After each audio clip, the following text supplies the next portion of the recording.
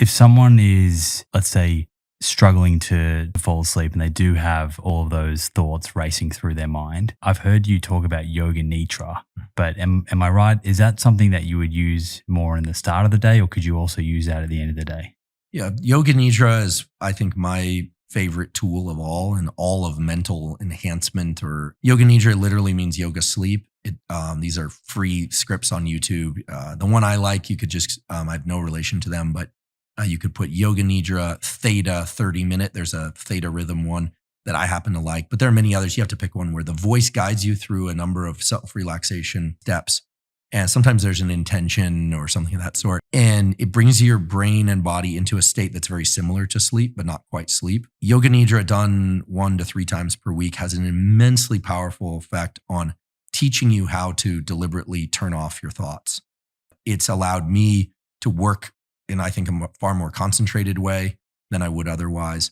It's used now in a lot of trauma release programs. People who are dealing with a lot of overwhelm will do yoga nidra for 30 minutes or 20 minutes, sometimes even an hour a day.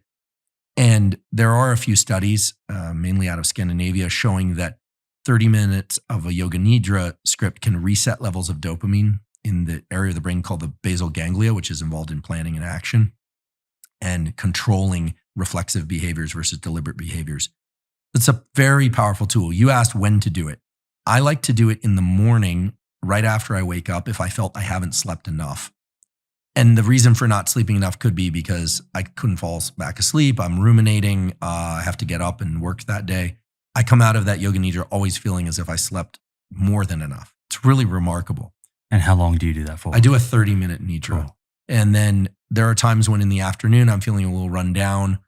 And sometimes I'll take a 20-minute nap. The rule on naps, according to Dr. Matthew Walker, is naps should always be shorter than 90 minutes. So they could be 10 minutes or 20 minutes, but they should never interfere with your nighttime sleep.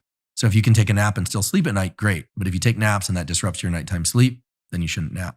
Yoga Nidra could be done in the afternoon instead of the morning. Or if I do wake up in the middle of the night and I'm really having a hard time falling back asleep, I'll do a Yoga Nidra as a replacement for sleep because it's the second best option.